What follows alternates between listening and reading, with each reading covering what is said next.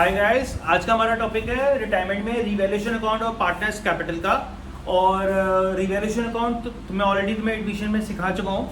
तो revaluation account में क्या होता है, यहाँ पे हमारे लॉसेस आते हैं, यहाँ पे हमारे गेन आते हैं डेबिट क्रेडिट साइड पे। लॉसेस के नाम पे क्या क्या आता है, increase in liabilities, decrease in assets and unrecorded liability अगर कोई है तो उसको रिकॉर्ड करने के लिए। क्रेडिट साइड पे गेन्स कौन से होते हैं, increase in assets, decrease in liabilities and unrecorded assets. उसके बाद आप क्रेडिट साइड में से डेबिट साइड को माइनस करते हो तो वो प्रॉफिट ऑन रिवैल होता है और वो ओल्ड रेशो में डिवाइड होता है एडमिशन में। तो रिटायरमेंट में भी वो ओल्ड रेशो में ही डिवाइड होता है। बस ये होता है कि रिटायरमेंट में ओल्ड रेशो में तीनों पार्टनर्स होते हैं इंस्टेड ऑफ 2 पार्टनर्स। तो हम रिटायरमेंट में जब 2 प्रॉफिट ऑन रिवैल होगा तो वो एबीसी में डिवाइड हो जाएगा, और लॉस होगा तो by loss on revaluation account transfer to A's capital, B's capital and C's capital. फिर होता है पार्टनर्स कैपिटल अकाउंट।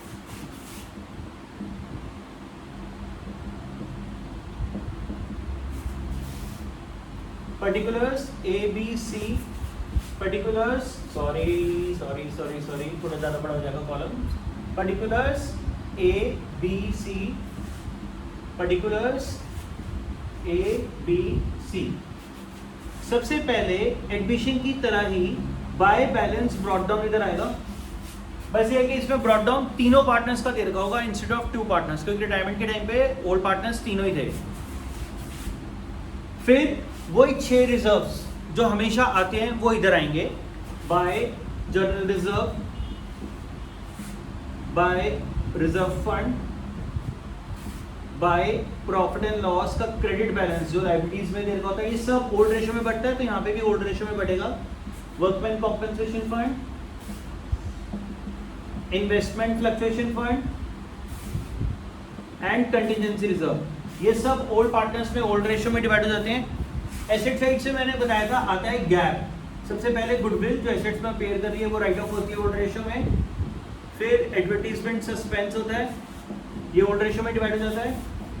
फिर प्रॉफिट एंड लॉस अकाउंट ये ओल्ड रेशो में आ जाता है, ये एसेट साइड वाला होता है, इसका डेबिट बैलेंस होता है।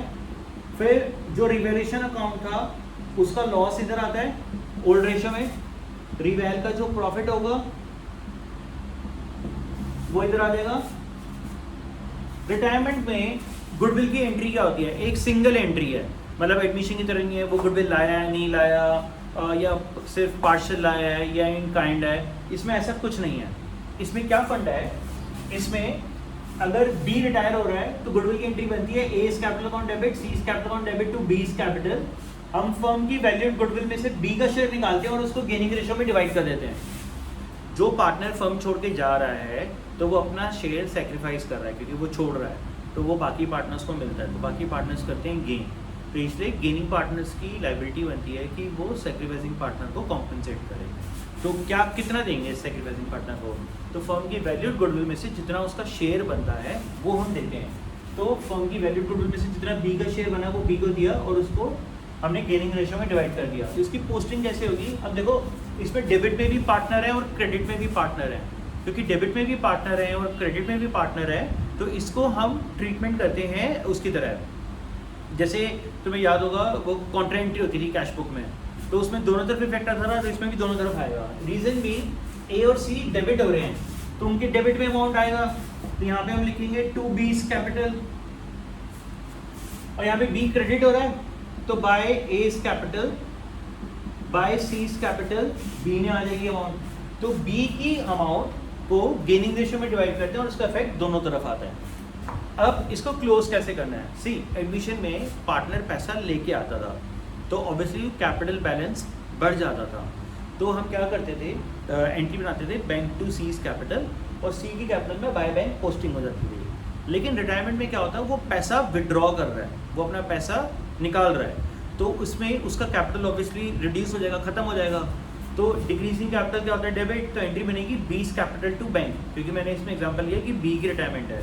तो हम अगर उसको पे ऑफ कर रहे हैं तो हम लिखेंगे टू बैंक अकाउंट और बी का credit side minus debit side सारा का सारा बैंक में लिख देंगे, टू बैंक में लिख देंगे। लेकिन अगर क्वेश्चन में ये बोला हुआ है balance is to be transferred to बीज लोन अकाउंट, या सिर्फ बोला हुआ है B's loan account is to be open, तो हमें क्या करना है, क्रेडिट में से डेबिट को माइनस करेंगे। कहने का मतलब ये है कि अभी फर्म के पास पैसे नहीं है बी को पे ऑफ करने के लिए, तो वो क्या कह रहे हैं, अब क्योंकि बी फर्म छोड़ के जा चुका है तो वो पार्टनर तो रहा नहीं, तो उसकी अमाउंट को हम एज ए कैपिटल ट्रीट करेंगे। तो हम यहाँ पे लिखेंगे टू बीज लोन अकाउंट, उसके पैसे को सॉरी हम एज ए लोन ट्रीट करेंगे, और हम यहाँ पे लिखेंगे टू बीज लोन अकाउंट, क्योंकि वो पार्टनर तो रहा नहीं तो हम कैपिटल में तो रख नहीं सकते। तो अगर क्वेश्चन में बोल रहे हैं कि हम पे ऑफ कर रहे हैं तो हम लिखते हैं टू बैंक, ये बैलेंसिंग फिगर होती है। अगर हम पे ऑफ अभी नहीं कर रहे तो वो लिखते हैं टू बीज लोन अकाउंट। कभी कभी इन दोनों का कॉम्बिनेशन भी हो सकता है। अगर क्वेश्चन में लिखा हुआ है सारी एडजस्टमेंट्स के बाद B was paid 1 lakh rupees immediately and balance was transfer to his loan account, he was paid 1 lakh immediately, तो टू बैंक बी में 1 लाख और जो बैलेंस है क्रेडिट माइनस डेबिट करके इंक्लूडिंग दिस 1 लाख वो बीज लोन में चला जाएगा। उल्टा केस भी हो सकता है, balance is to be transferred, sorry 1 lakh rupees is to be transferred to बीज loan account and balance will be paid off. 1 lakh रुपए लोन में डालना है और बैलेंस पे ऑफ करना है, तो बैलेंस को टू बैंक में लिख देंगे। तो बीज लोन में क्या आ जाएगा 1 लाख रुपए और बैलेंसिंग फिगर बैंक में हो जाएगी। तो दोनों का कॉम्बिनेशन भी हो सकता है। और जो बाकी दोनों पार्टनर्स हैं उनके बैलेंस को तो हम कैरी डाउन में ही डालेंगे, तो वो ए और सी के कैरी डाउन में मतलब लाइबिलिटी साइड पे दिखाएंगे। जो बी का लोन है उसको लाइबिलिटीज में अलग से दिखाएंगे। ए और सी को तो लिखेंगे A's capital C's capital, but जो बीज लोन है उसको बैलेंस शीट में अलग से दिखाएंगे बीज लोन के नाम से। और जो ये बैंक बैलेंस है इसकी मैं ट्रीटमेंट बता दूंगा आगे बैंक में कैसे करनी है। तो अभी तो मुझे क्वेश्चन दूंगा उसमें तुम्हें सिर्फ रिवैल बनाना है और पार्टनर्स कैपिटल अकाउंट बनाना है।